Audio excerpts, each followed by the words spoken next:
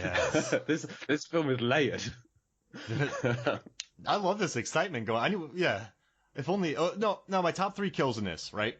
Number 3 is in Final Destination 2 where the lady gets impaled on the pipe because of the airbag.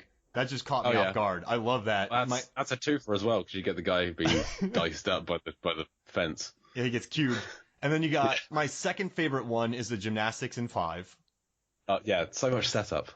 Man, that's a real nice tension. Some deaths are really long and drawn out. This one's just crunchy. Yeah. And then my favorite one is Terry in the first one, where she's like, y'all can just go die or do something like that. And she gets smushed by a bus. Hell. Yeah. Hit by a bus. Yeah. The entire audience, I remember, just went insane when that happened. Because you just don't see it coming. I mean, even the guy, he sees the bus in the reflection, and you think, oh, is that something? Something's going to happen with the bus, but you don't think it's going to be this bang, just she's roadkill, gone. Yeah, that is the best death in that franchise. All right, so how about this? Hey, let's take a break, because I want to talk more Final Destination, but we got to get back to Lake Placid here. So let's take a break. Let's take a break, and we come back. We'll talk more Lake Placid. We'll be right back. Welcome back to Movies, Films, and Flicks. And before we get into Lake Placid, I wanted to do something really quick. In honor of Oliver Platt and how how refreshing he is in this film, let's do a quick Oliver Platt draft. And then I'll put it up on Movies, Films, and Flicks Facebook, and we'll see who wins. So we're going to do 5 rounds, right? And we're going to pick an Oliver Platt movie. And so it's just 5 rounds of the Oliver Platt draft, and I guarantee this is the first time that's ever happened. I hope so. Right? I hope we start a trend. Yeah. All right. So, since you're the guest of the pod, I'll go first. No, I'm joking. You go first. I immediately want to start off by cheating and take the West Wing, but I don't know if you'll let me. No. No. Okay, which is a shame because it's the best thing he's been in. Oh, well, you'd win. Yeah, I know. And Oliver Babish is such a great character. He's only in 8 episodes, but I remember him being in so much of that show. So I think don't take Lake Placid. I'm gonna go with Chef. No, that'll be my first pick. Yeah, that was my number 1 pick. Well, it's gone. You can't have it. It's mine. What I said, I bought a couple of other little films secondhand at the DVD shops. I picked up Chef for £1, and I'm happy with that. I haven't seen it in a long time, and he plays. As he is known to do, kind of a snarky, dickish character. But he's very good at it. And that's my pick, Chef. He has good scenes in that, though, when he's talking to Favreau about his food and how he used to be this guy. Oh, yeah. Also the Chef show on Netflix. Oh, my gosh. I love that show. Yeah. Oliver Platt would make a good guest on that, I think. Oh, man. They should bring him back. Yeah. And Leguizamo hasn't done it yet. That's insane. It bothers me. Gotta get Johnny Legs back in there. All right, my first pick's executive decision. Cannavale. Oh, Bobby Cannavale and Scarlett Johansson. Gwyneth Paltrow is there going, why am I here? What films was I in? Yeah. So I just wrote executive Johansson in my notes. But I'm going to go with executive decision. That's what I haven't seen. Oh, Kurt Russell, Steven Seagal, Halle Berry, Johnny Legs, Joe Morton. I want to see it. Oh, do you know anything about it? Yeah, I know who dies almost immediately. Oh, okay. Well, if you like it, man. Which is a shame. If you like it, let's cover it on the pod after all the Soggy Saga and everything else. Happy to. Awesome. If there's films you want to make me watch, go right ahead. Well, I feel like after Swim Fan, I got to give you like 4. Well, I think I picked Deep Blue Sea and Anaconda and Piranha. So, that's fine. I picked Lake Placid. So, Swim Fan 3 times. Jesus. All right, second pick. Who you got? X-Men First Class. Oh. He's barely in it. He's really easy to forget because he's just like the suit who helps the X-Men and then dies. Spoiler. But he's like a nice, reassuring presence. It's one of his few kind of good characters that he plays. Like nice guys. And that's a good movie. He's got a few scenes with the kids. I really like the X-Men reboot they did, the first 2 anyway. Days of Future Past is wonderful. It's my favorite X-Men film. Yeah, but then it all just fell apart after that. Yeah, they're bad. Yeah. Rose Byrne and Oliver Platt need a movie. Yeah, I can see that. Just like brother and sister. I can see father and daughter. Oh yeah, father and daughter. There we go, father and daughter. uncle and niece. I don't know. Oh, there we go. Yeah, uncle and niece, and they're on a road trip. Yeah, with Sean William Scott. Oh my! As like a hobo they pick up on the way. Oh my gosh, that's the best movie I've ever heard of in my life. I love all three of these people. I'm a huge Rose Byrne. I like her. Yeah, she's never done a bad performance. Did you watch Instant Family? No, is it good? It is. It's surprisingly good. It just you think like, oh, Rose Byrne and Mark Wahlberg adopted from kids, but it's really sweet. And yeah, I don't want to have kids or adopt kids, but I like the message of the film, and it just plays out really nicely. So I'd recommend it. Rose Byrne. You know what? So we did a 2-hour-long Peter Rabbit episode, and next week we're doing a trailer breakdown of Peter Rabbit 2. We're just discussing the trailer. I was going to say, how much are you looking forward to Peter Rabbit 2? It's going to be amazing, but I have a feeling we're going to talk about a 2-minute and 30-second trailer for about an hour.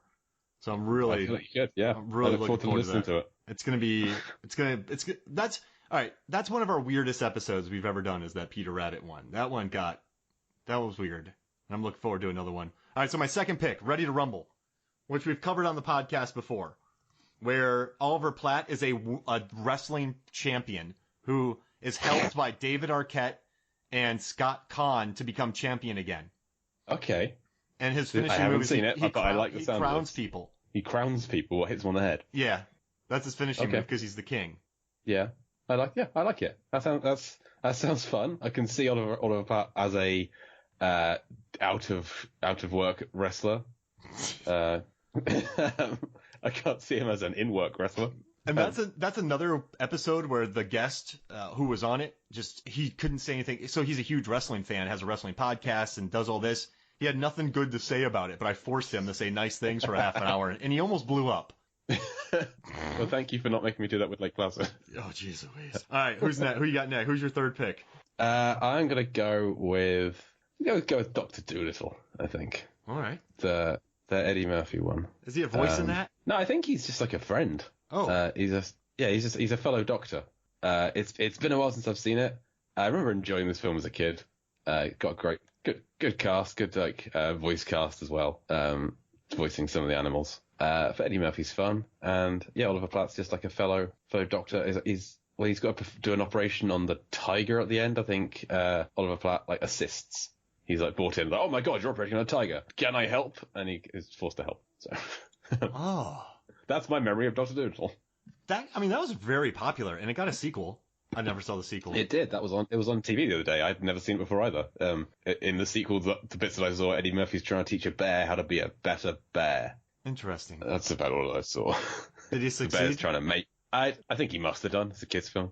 I think the bear's trying to woo a female bear, but he's just not bear enough for her. So Eddie Murphy's like, no, just wait a second. I'll come back. Well, I'm gonna work with the bear for a month. Did the crocodile eat him?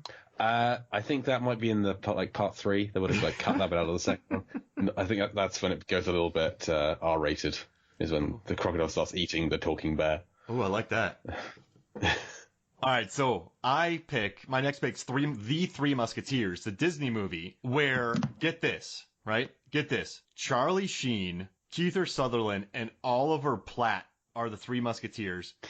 They adopt Chris O'Donnell's D'Artagnan. The villains in the movie is Tim Curry, and Michael Wincott is in it. Michael Wincott from The Crow, and he's never not bad. Robin Hood. Then you have Julie Delpy as Constance in there, one of her early roles. But you have Oliver Platt as a musketeer. That's a yes-keteer for me. That's a good pick. I was talking about this just the other day. A friend of mine watched it and really liked it. So yeah, I've added it to my list of ones I want to watch. All right, who's your fourth pick? Yep. You're picking all of the films of his I haven't seen. Yeah. My pick is Beethoven. Beethoven, Beethoven, in which Platt is like a lackey, he's a lower level villain alongside Stanley Tucci. The cast of Beethoven is nuts. Yeah, it stars Charles Grodin and Buddy Hunt, but you've got Oliver Platt, Stanley Tucci, David Duchovny, Patricia Heaton. There's some just huge names buried in this 90s dog movie. Who's the villain in Beethoven? The Spawn. Dean Jones, name. I think. Is it Dean Jones? I'm not sure. I think it is. I think it's Dean Jones. So that was a tough one. You're going after animal movies. So you're making not intentionally. I'm going after the Oliver Platt films I've seen and liked. So, so I won't. Hey, I'm not taking all the animal films though. If you want to take Lake Placid, you go right ahead. You know what? I'll take Lake Placid because I think people are going to see that. You fell for it. People are going to see Lake Placid and they're going to go, you did just hook me into that, dang it. But people are going to see Lake Placid and go, oh yeah, I remember liking that, and they're going to vote for it. Yeah, you're right. Because that's what I thought. I was like, hey, I like this movie. So you just tricked me into. This is the game winner right here. This is my cyborg. Before I'd seen Lake Placid, I might have picked it. Yeah. All right, your pick, fifth and final pick. This is my last pick. There's quite a lot left on the board. I'm not going to pick it, but I quite like the 10. I watched it for the first time early this year for another podcast, the David Wayne film. It's all about the 10 Commandments. It's not a great film, but I enjoyed it. I think I'm just gonna go with my gut. It's gonna lose me votes. I'm gonna take 2012. Oh. Yeah. If I enjoy a Roland Emmerich disaster movie. His Godzilla film is my favorite Godzilla film. And I am aware that is an incorrect stance to take, but here I am taking it. So Oliver Platt, as I said, he plays a lot of bad guys. Here he plays the baddest of bad guys, but also the guy who is right. Throughout the whole film, 2012, the world's destroying these boats to save people, and he's trying to stop the boats from being overcrowded and flooded by people. He's got a good point. Like, if you let too many people on there, those boats are probably going to sink and everyone's going to die. He's just trying to save humanity. Are there better ways of doing it? Yes, he could put in some kind of a lottery. Time is limited and space is limited too. So he's doing the best as he can. He kind of crowns himself president at one point, which, okay, fine. Oh, yeah. Which he's not a likable person. 2012 as a film is a bit bloated. It's like almost 3 hours long, I think. Cusack's a little... It's the same movie. It's the same movie 3 times though. Don't they get in a car and then or a plane and they have to outrun? So it's a car, a plane, and then a boat. Oh, it's a limo to start with. Yeah. It's a limo and then a plane and then a boat. Yeah. Yeah. Just it's a roller coaster that you go around again and again and again. But another great cast. People like Chiwetel Ejiofor, Thandie Newton, Amanda Peet, Woody Harrelson, Danny Glover. Loads of people in this. Jimmy Mystery. Gerald Butler. That's Geostorm. Yes, That's Geostorm. Which I do not like Geostorm. It was not Geostormy enough for me. No, you have Gerard Butler in a film about a satellite that can control the weather and kill people, and you have him spend most of the film trying to find a mole. Yeah. That was disappointing. All right, so my last one's A Time to Kill. I don't remember him in it, but I know people will see it and go, oh, I remember liking that movie. McConaughey's in it, and he'll get the vote. Yeah, that's a solid strategy. It's really against what I normally do. Well, no, my last one was successful. I was listening to one of the episodes, and you were like, you announced the winner, and the guy's like, man, he cheated. I'm like, no, I didn't. Right, I stood up for you. Because I genuinely think people saw your list and thought, oh, I really like these kind of Jean-Claude Van Damme films. You've got 2 of them, so they're going to vote for it on that basis. And I had a very Ghibli varied list. Yep, I had a Ghibli movie in there. The Ghibli film, yeah. Oh, Ghibli. Yeah. All right. Whatever. I think you're going to win this one, though. I think you got Chef. Well, and I've got an X-Men film as well. But beyond that point, the list just kind of falls apart. Beethoven's a legitimate great film. Oh, yeah. I'm looking at this list, and I see Chef. I'm like, let's go Chef. You shouldn't have let me go first. Yeah, you're right.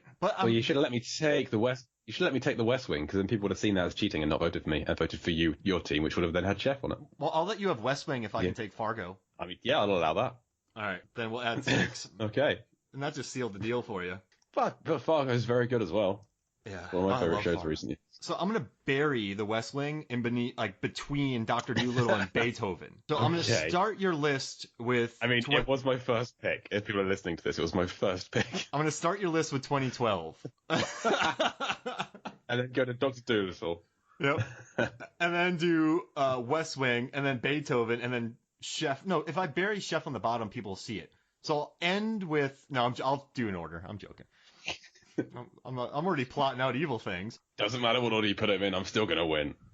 You know, in this movie, they built a section of a lake? Like, they built a lake set. Oh, that's cool. And they shot at night. I thought the whole thing was on location. I mean, I guess the tent sequences could well have been on a set. But yeah, I didn't pick up on that. That's well done. Good for them. Yeah, and they said it was freezing. And the cow lives. How do you feel about the cow? Disappointed by the cow. Now, I liked that line. This cow disappoints me.